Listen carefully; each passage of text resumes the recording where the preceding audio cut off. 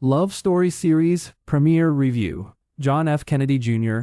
and Carolyn Bessette come vividly to life. By author Carissa Pavlika. It's been almost 27 years since John F. Kennedy Jr. and his wife, Carolyn Bessette Kennedy, died, along with her sister, in a plane crash on the way to a wedding, yet their allure persists. So much has happened since then that I am struggling to wrap my head around writing a review of the first 3 episodes of Love Story. John F. Kennedy Jr. and Carolyn Bessette. I'm writing for 2 groups of people, those who lived through it and those who did too. How do you paint a picture of what this couple meant when the times are so vastly different that it's almost impossible to grasp? Love Story Season 1, Episode 1 opens on the last day of their lives, and it's easy to get stuck there in the tragedy of what we lost. Thankfully, the series quickly jumps back 7 years to give us a sense of who each of them was before they found each other. And that matters more than you realize. I can remember when JFK Jr. failed the bar exam twice and rode his bicycle in the streets. The media might have enjoyed painting him as a failure just to take a jab at the Kennedy name, but I loved that he was T-perfect. He was an interesting outlier in the Kennedy family because he refused to allow the constant public scrutiny to change him. He felt its presence and had to maneuver within its imprint, but he was also unapologetically himself.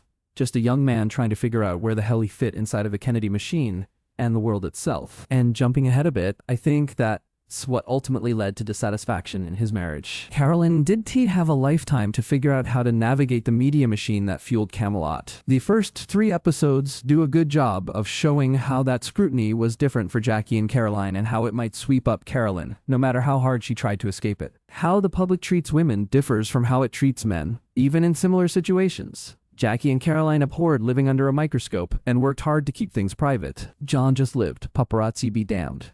But he could. They allowed him that grace. So, what I want to do is paint a picture of why John and Carolyn were so important in their time. The series does such an excellent job of evoking the memories I had of them individually and as a couple, so I am sure I'm not alone. It's also important to remember how much of the Kennedy children's lives were guarded by Jackie's presence. People respected her, and they wanted to be on her good side. They let her set the ground rules. But when she died in 1994, something shifted. John was no longer buffered by her. The last guardian of Camelot was gone, and he was fully exposed. That it coincides with the beginning of his relationship with Carolyn is both symbolic and tragic in retrospect. What's even more fascinating about this story is that it began and ended long before the internet was everywhere and cell phones were ubiquitous. It's almost impossible to impart to people today what it was like a mere 27 years ago, when information was teed at our fingertips 24/7. Everything I knew about them, individually and together, was carefully curated by the media. Even paparazzi shots had to be purchased and published. There was no Facebook or Twitter. John and Carolyn were gone years before they launched. There is a point in the premiere episodes where John admits to Carolyn that he is sure how much of his childhood he remembers because so much of his story has been shared. Did he remember it or was he exposed to it? That's what we are seeing here too. This is a story we may never fully understand, but we are unlikely to stop trying. And it does make me feel somewhat icky that Ryan Murphy, of all people, who sexifies serial killers in his spare time, is the one producing this. It feels wrong to revisit them in much the same way we can look back now and see how we contributed to their demise. It did escape me that John mentioned he was trying to get his pilot's license because of how he was perceived flying domestically. Even he, who lived relatively easily under the public's watch, wanted privacy when it mattered. So how could we not feel culpable in some way? As if we were behind the wheel of the machine that took away their agency to live on their own terms?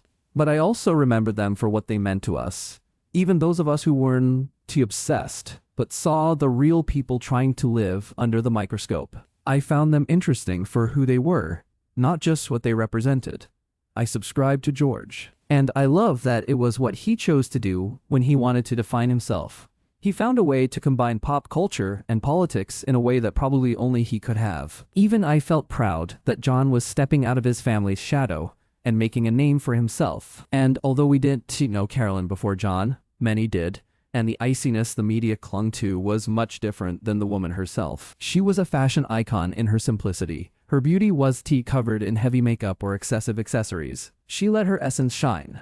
Of course, others were attracted to that boldness, which to her was bold at all, and she made her living helping others find their style, which speaks volumes about her. I loved how Carolyn made Annette Bening feel confident in her skin before the Bugsy premiere, and she did it with truth. She was selling Calvin Klein as much as helping his clients find which of his garments best reflected their own essence, showing how she pushed for Kate Moss, a relative unknown at the time, for the Calvin Klein promotion, and then again for her on-again, off-again lover Michael Bergen, helped flesh out how much Carolyn believed in others and their talents too. That's an incredible power to have. Love Story makes it easy to imagine how John and Carolyn fell for each other. John was used to things going his way. He hadn't found love yet because he could be sure if they loved him or the Kennedy name.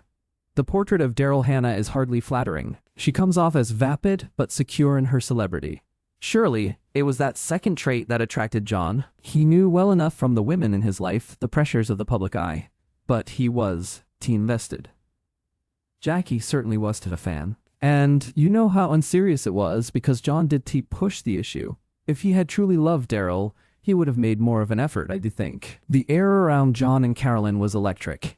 She did jump at his advances. She maintained a level of mystery that he could resist. She had seen how unserious he was about so many things, and she was somewhat guarded with her feelings. We don't know how much of what is on screen was true to life, but we do know that they did that dance for 2 years before getting serious. That says plenty about their destiny. I read some articles about John and Carolyn coming into the series, and I learned that Carolyn had a way of inviting people into her world through touch. Using that to draw in John on their first date for the series was perfect.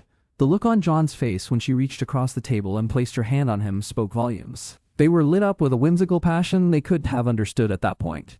Doing it under a glittering decor drove the point home. This series wouldn't have worked without John and Carolyn being perfectly cast. You wouldn't know that this is Paul Anthony Kelly's second on-screen role. It's almost ironic that he nabbed the part of a man who smoothly lived under the watchful gaze of the world when he's so new to it. And I have no idea if he speaks like John in real life, but he captured the gentle lisp that made John's speech so endearing. He seems comfortable in his own skin, in much the same way John was, and since John spent a good portion of his life shirtless for the masses, it's helpful. Sarah Pidgeon is best known for the wilds and tiny beautiful things, and, like Kelly, she becomes the woman she portrays. She has the same easy elegance that needs few accoutrements to shine. It's important for iconic people to have a life of their own in adaptations of their lives, and their limited resumes work in their favor. I don't think either one of them will be without work for the near future, as they prove they were talent here.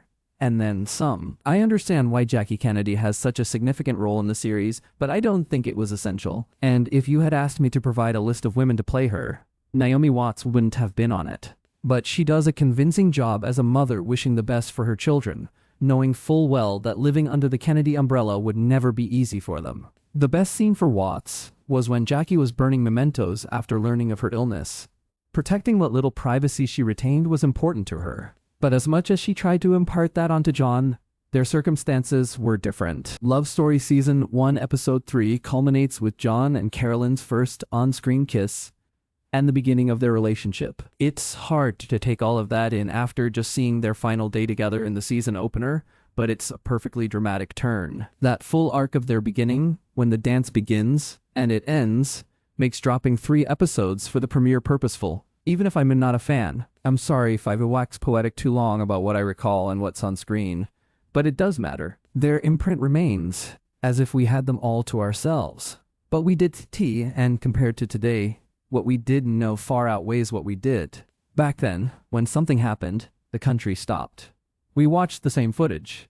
We waited for the evening news. We refreshed nothing because there was nothing to refresh. Information arrived in waves, not drips. That waiting created a collective experience. And collectively, we all carry pieces of the Kennedy family, and of John and Carolyn specifically in our hearts. They arrived at a time we needed them, and how their future unfolds on screen over the coming weeks will be affected by many stories of the day, particularly the death of Princess Diana. If Jackie's death shifted the framework around her family, Diana's death will take the obsession with John and Carolyn into unknown territory. Love Story's sense of place and time is extraordinary, evoking a feeling of walking beside the star-crossed lovers. The music and atmosphere are pitch perfect, making it feel as if we were all experiencing it together for the first time. Like many love stories, this one won't be perfect, but the imperfections of their relationship are what make it so fascinating too. We see enough gloss today to last a million lifetimes, so revisiting a romance that blossomed during a simpler time is refreshing. And it might even remind us to give people today a little grace as they live in a public that has been blown wide open for the masses,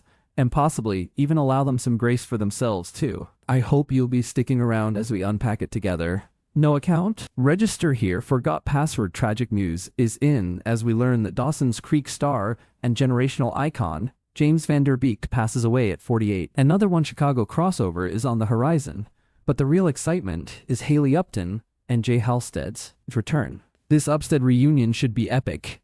From is back. From is back. The hit MGM Plus series has released a teaser and a premiere date, and we have all the information right here. Posted unpublished. February 13th, 2026. TV Fanatics owner and editor-in-chief has a background in HR and office management. Carissa pivoted careers in 2009 when her love of TV and writing converged. She's written for many TV and entertainment sites, including She Knows, EW as a contributor, TV Overmind, Click Clack, and Collider, before more categories reviews.